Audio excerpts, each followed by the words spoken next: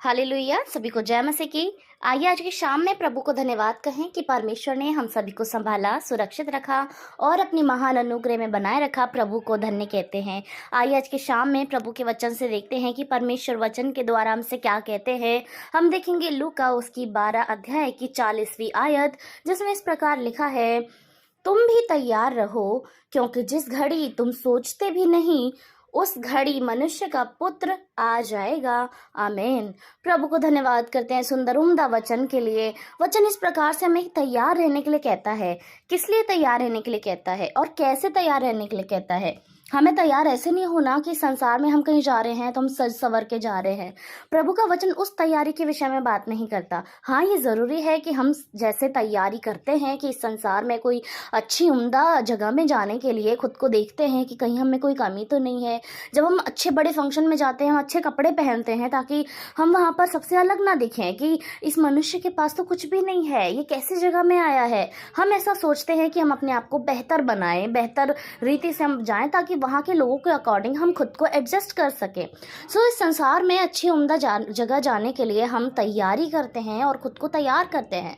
प्रभु का वचन हमें तैयार रहने के लिए किस लिए कहता है, क्योंकि जिस घड़ी तुम सोचते भी नहीं उसी घड़ी मनुष्य का पुत्र आ जाएगा, यानी प्रभु यीशु मसीह आ जाएंगे। हमें तैयारी करनी है अपनी आत्मिकता में, हमें तैयारी करनी है अपने कामों में, हमें तैयारी करनी है कि हमारे प्रभु का वचन जैसा हमसे कहता है वैसा हम अपने जीवन में करते हैं कि नहीं। हमारे प्रभु ने जो चीज़ें हमें धीरज, संयम, नम्रता, दीनता रखने के लिए कहा है वो हमारे जीवन में है कि नहीं। प्रभु का वचन जो कहता है कि सबसे प्रेम करो, हम वो करते हैं कि नहीं। वो प्रति एक बात जिसके विषय में वचन कहता है हमारे जीवन में है कि नहीं। हमने उस रीति से खुद को ढाला है कि नहीं, कि कहीं ऐसा ना हो कि जिस रीति से संसार में एक अच्छा बड़ा फंक्शन होता है, सब लोग नए वस्त्र पहनकर आते हैं, वहाँ जब कोई फटे हुए कपड़े पहनकर आ जाता है तो सभी लोग उसको देखेंगे कि इस इंसान ने तैयारी नहीं की आने से पहले, इस इंसान ने अच्छे का वस्त्र नहीं निकाले आने से पहले, इसने अपने आप को नहीं तैयार किया यहाँ आने से पहले। हालांकि उसके पास वो चीज़ है, वो तब भी तैयारी नहीं करके आएगा तो ज़रूरी है कि लोग उसके विषय में बातें करेंगे। वैसे ही जब आज हमारे पास प्रभु का वचन है, आज जो हम प्रभु यीशु के प्रकाश में हैं, हमें भी खुद को तैयार करने की ज़रूरत है प्यारो, क्योंकि हमें नहीं पता कि प्रभु कब आ जाएगा हमें लेने के लिए। और अचानक यदि वो आ गया और हमारी तैयारी नहीं हुई तो स्वर्ग पर जब सारे लोग अपनी तैयारी के साथ खड़े होंगे, अपने बचाव में अपनी बातों को रखेंगे, तो हम क्या कहेंगे उस समय कि प्रभु मैंने तेरे लिए कुछ भी नहीं किया, प्रभु मैंने तेरी बातों को नहीं शेयर किया, मैंने उन बातों को अपने ऊपर लागू नहीं किया। उस समय हम ठट्ठों में उड़ाए जाएंगे और शैतान उस समय हमें देखकर खुश होगा प्यारो, क्योंकि हमारी कोई भी तैयारी जो आत्मिकता में है हमारी नहीं होगी। आज प्रभु का वचन हमें तैयारी करने के विषय में कहता है, हमें खुद को जांचने परखने के विषय में कहता है। वो कहता है अपने भीतर ढूंढो और तुम जांचो कि कहाँ तुम में कमी है, तो वो तुम अपनी कमी को दूर करो, क्योंकि हमें नहीं पता कि प्रभु यीशु मसीह कब आ जाए, वो कौन सी घड़ी, वो कौन सा समय होगा। यदि हो सके कि वो हजारों साल तक ना आए, लेकिन हो सकता है कि वो अगले ही पल आ जाए, हमारे पलक झपकते ही आ जाए। तो हमें तो हर पल तैयार रहने की जरूरत है, खुद को तैयार रखने की जरूरत है, ताकि यदि अचानक हमारा प्रभु आ जाए तो हम खुद को तैयार रखे हों कि हम प्रभु के साथ जा सके।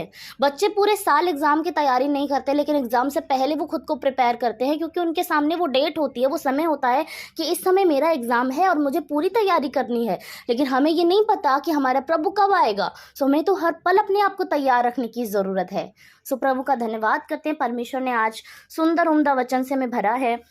हमारी आत्मिक आंखों को, हमारी आत्मिक बुद्धि को एक बार फिर से प्रभु ने खोल दिया है, जो हम भूल गए थे और हम अपने रोज के कामों में व्यस्त हो गए थे। हमारा उठना बैठना, काम करना, सोना, खाना पीना सब कुछ चल रहा था, लेकिन आज प्रभु ने एक बार फिर से अपने वचन के द्वारा हमें उजागर किया है कि मेरे बेटे, मेरी बेटी, तुम्हें तैयार रहने की ज़रूरत है, तुम्हें हर पल तैयार रहने की ज़रूरत है, क्योंकि तुम नहीं जानते कब कौन मनुष्य आकर हम पर चढ़ाई कर दे और हमें उस समय में अपनी तैयारी का प्रयोग करके उस मनुष्य को अपने प्रभु के वचन से बताना है कि प्रभु प्रभु कैसा महान है।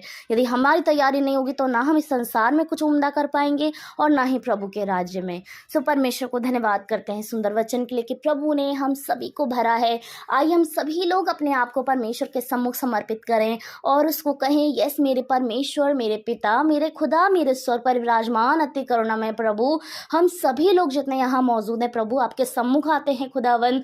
और इस समय में प्रभु हम ये प्रण लेते हैं प्रभु, हम इस बात की वादा करते हैं प्रभु कि हम अपने आप को तैयार करेंगे खुदा। धन्य है आप परमेश्वर पिता, धन्यवाद खुदावन आपके जीवित वचन के लिए प्रभु, हम आपको धन्य कहते हैं प्रभु। वो वचन के लिए खुदावन जो हमें निखारता है, जो हमें बनाता है हर दिन प्रभु यीशु, आपका वचन हमें नई बातों को सिखाता है।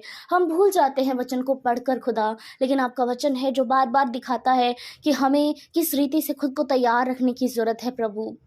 धन्य हैं आप खुदावन, धन्यवाद प्रभु यीशु, धन्यवाद प्रभु इस सुंदर शाम के लिए प्रभु जो आपने दिखाई है परमेश्वर। आप हमारे लिए सदैव तैयारी रखते हैं प्रभु कि मैं अपने बेटे को, मैं अपनी बेटी को अगले पल, अगले समय में इन आशीषों से भरूंगा, इन आशीषों को दूंगा मेरे प्रभु। लेकिन खुदा हम अपने आप को तैयार नहीं कर पाते हैं पिता, हम भूल जाते हैं प्रभु यीशु कि हमें आपको समय देना है, हमें आपके लिए कुछ करना है, हमें सुसमाचार को फैलाना है, हमें अपने अंदर भीतरी बुरी बातों को बाहर निकालना है, आपके वचन को, आपकी शिक्षाओं को अपने भीतर लेना है। हम भूल जाते हैं पिता, लेकिन धन्य है आप प्रभु जो हमें कभी नहीं भूलते, हमें कभी नहीं त्यागते खुदावन।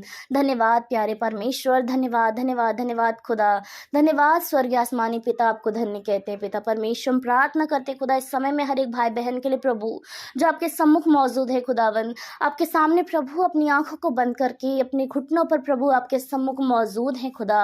आप प्रत्येक जन की खुदा सुधी लें परमेश्वर, हर एक जन को देखें, निहारें, जांचें प्रभु और उनको अपनी आशीषों से प्रभु भर दीजिए खुदा। आप उन्हें अद्भुत रीति से आश्चर्य कर्म के कामों से भर दीजिए मेरे परमेश्वर। इस समय में हर एक भाई बहन अपनी कई बीमारियों को, कई चिंताओं को, कमी घटियों को लेकर आपके सामने मौजूद है, अपनी उन प्रार्थनाओं को लेकर मौजूद है जहाँ पर वो खुद को निर्बल महसूस कर रहे हैं प्रभु कि ये काम सिर्फ मेरा प्रभु कर सकता है खुदा। आप उनकी हर एक प्रार्थना को प्रभु आप सुने खुदा और अपने स्वर्गीय भंडार से प्रभु आप उनकी पूर्ति करें खुदा। वो जो कुछ है प्रभु जो प्रभु वो आपसे मांग रहे हैं आप उन्हें दें खुदा। चाहे कोई छोटी बात है, चाहे कोई बड़ी बात है प्रभु, हमारे खुदा के लिए कुछ भी असंभव नहीं है मेरे प्रभु। आप उनको उनकी ज़रूरत के अनुसार उन्हें दें मेरे प्रभु कि आपके बच्चे प्रभु आपको बहुत आयत से महिमा दें, सारी आदर, सारा महिमा, सारी जलाल प्रभु आपको दें खुदा। आपके बच्चे हर्ष और उल्लास के साथ आपकी महिमा को करें खुदा।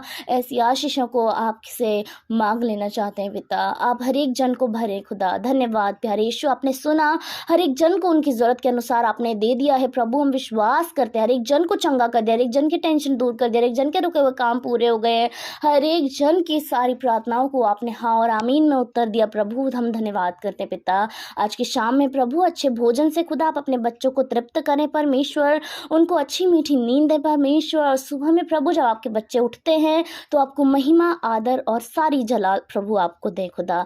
धन्यवाद सारी बातों के लिए, सारा आदर महिमा आपको देकर उद्धार करता यीशु के नाम से, आमीन।